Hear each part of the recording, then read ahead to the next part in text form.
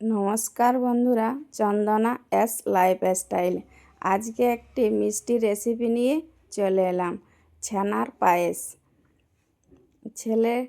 কালকে যাব রবিবার, ওই জন্য ছেলের জন্য বানালাম। এই যে দুধ গরম হতে দিয়ে দিয়েছি, একটু ঘন করে নিচ্ছি নেড়ে নেড়ে। এদিকে লেবু দিয়ে ছানাটা কাটিয়ে নিচ্ছি, আবার এদিকে নেড়ে নিচ্ছি। এই ছানা হয়ে গেছে, এবারে জল দিয়ে 2 থেকে 3 বার জল দিয়ে ভালো করে ধুয়ে নিলাম, দিয়ে হালকা হাতে ছানাটা মাখিয়ে নেব এইভাবে। এবার দুধের মধ্যে এলাচ দিয়ে দিলাম, দিয়ে একটু নেড়ে দিলাম, দিয়ে চিনি দিয়ে দিচ্ছি।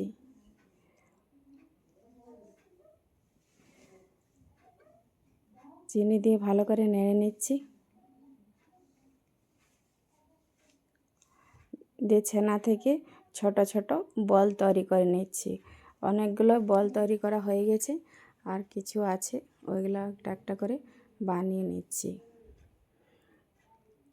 ছানাটা যত ভালো মাখা হবে, ছানার বলগুলো ততটাই সুন্দর হবে, তাহলে ফাটবে না যদি ভালো করে মাখা হয়।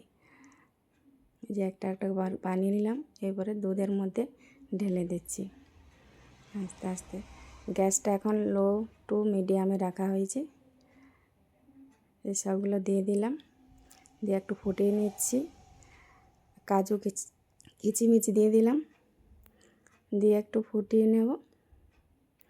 হালকা হালকা হালকা নাড়িয়ে দিচ্ছি। দেখুন বলগুলো একটাও ফাটেনি। এবারে নামিয়ে নেব।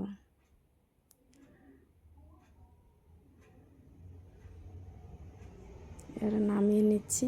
দেখুন কি সুন্দর বলগুলো আছে। আপনাদের যদি ভালো লাগে মিষ্টি, লাইক কমেন্ট শেয়ার করতে ভুলবেন না। শেয়ার করে আমার পাশে থাকবেন। এবার ঢাকা দিয়ে দিলাম।